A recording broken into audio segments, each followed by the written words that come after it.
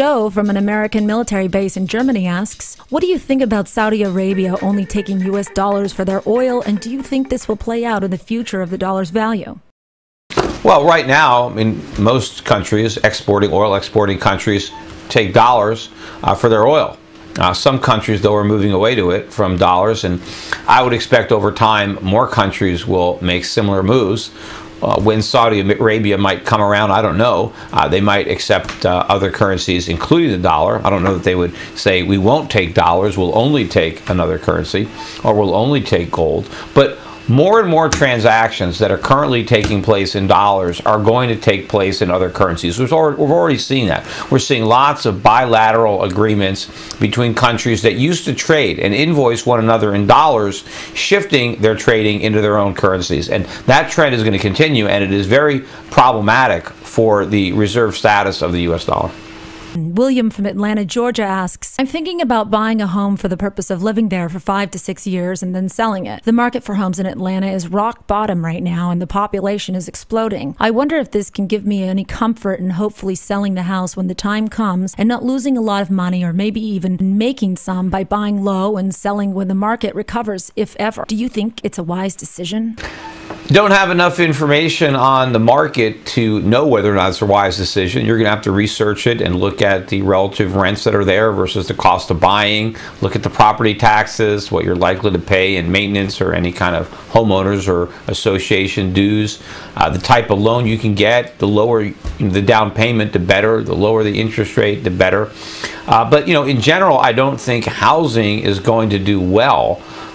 I think to the extent that you can buy a house and not overpay, that you can get a decent deal, and you can borrow the money for a low rate over an extended period of time, I think you might do well as inflation erodes away the value of the mortgage. But I don't think that apart from inflation wiping out your mortgage, that you're going to see any real appreciation in the value of your down payment.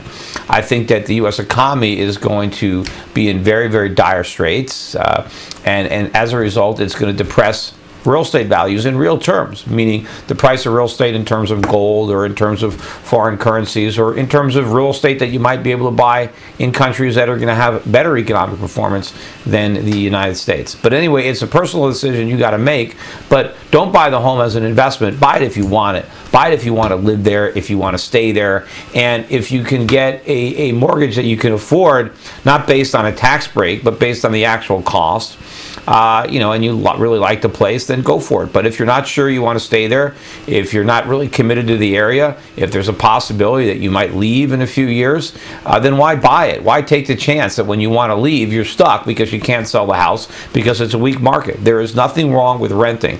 Realtors will tell you you're throwing away your money when you're paying rent. You're not throwing it away. You're getting a place to live. You're enjoying the place.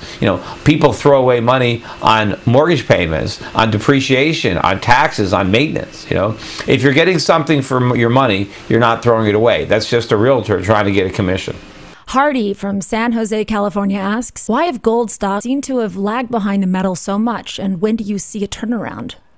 Yeah, I've been commenting about this on my radio show for a while, and you can only guess, right? You never know for sure why something is happening. And what I think is going on is that people who trade gold stocks tend to be more of the speculators than the people who own the physical. So these are larger players, hedge funds, people who are trying to bet on the future price of gold and trying to do it with some leverage. So if you think gold prices are going to go way up in the future, you might want to leverage that bet by buying gold stocks.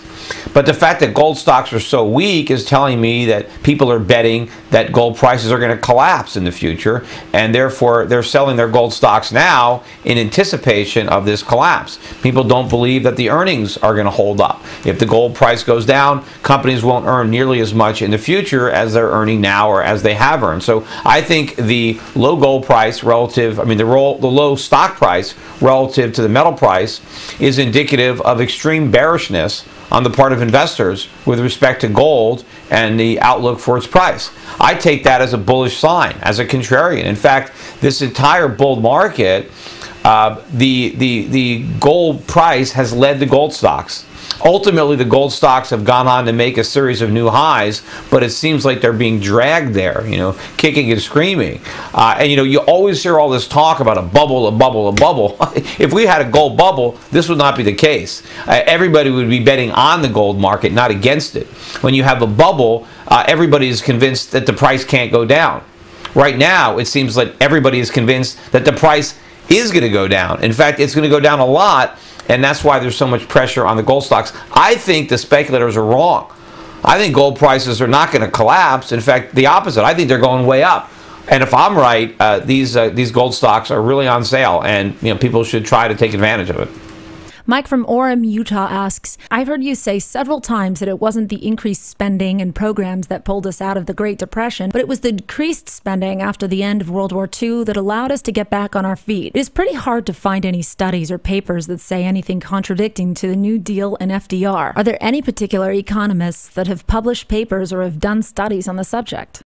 Well, I know I've written about it. Tom Woods has written about it. You can go look at Murray Rothbard's writing about it. There have been economists who have written about it and discussed it, but it is a matter of public record that government spending dropped dramatically at the end of the Second World War. Spending dropped dramatically and taxes dropped dramatically. Of course, taxes and spending rose during the war, and when they dropped, they didn't, all those tax revenues didn't go away. The government kept some of that extra revenue and kept some of the extra spending, but we did have a big drop. And I think also we were able to, during that time, finally liquidate a lot of the malinvestments that were built up in the past, and so the foundation was laid for a robust recovery, and we had one. Unfortunately, though, long term, we didn't get the recovery that we could have had we fully unwound all of the new taxes and spending that began both with the New Deal and during the Second World War. And in fact, we compounded the problem in the 1960s, with the Fair Deal, the war on poverty, and all the things that we did. And then eventually we went off the gold standard in 1971 with Nixon. So we made a series of mistakes that ultimately undermined our economy. And the result is the precarious position that we find ourselves in today.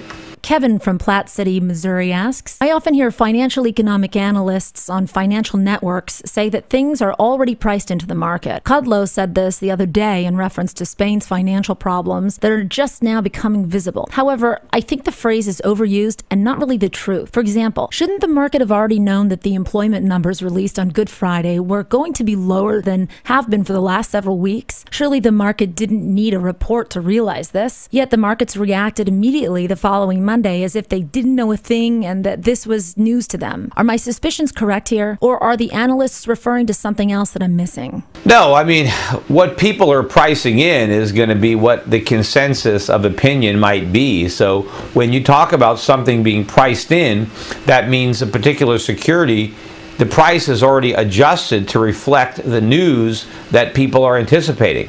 So if people if investors if investors anticipate a particular piece of bad news, they're not going to wait for the news to sell the stock. They're going to sell the stock now. There's an old expression: buy the rumor, sell the fact. So you sell your stock when you think that there's going to be bad news coming, and then when the bad news comes, you go ahead and buy it.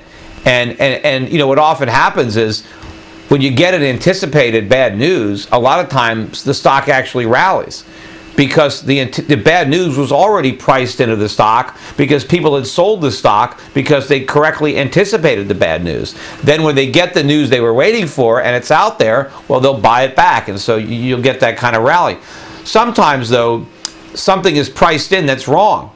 If people are pricing in something good and then the price goes up because people are anticipating good news, and then they don't get good news, they get bad news, that's when you get the biggest reaction because people are pricing in the wrong outcome. So when it comes to the jobs numbers, for example, maybe in the case that you're referring to, people didn't expect the numbers to be as bad as they were. Maybe they expected them to be good. It depends. And of course, different people have different expectations. Obviously, there are going to be some players who are going to expect something different than other players. But it is the consensus opinion that is most likely to be reflected in the price, because you have more people acting on a particular view, and so that's going to have more of an impact on the price than the beliefs of a smaller segment of the investing population. But again, ultimately the news come out, and either it confirms or invalidates whatever expectations had been built in, and then the market will react. But back to Kudlow, if Kudlow is saying, well, this bad news is already priced into the market, what he's saying is stocks have already gone down to reflect that bad news, and so when we get the bad news, it shouldn't do any more damage unless the bad news is actually worse than what had been expected.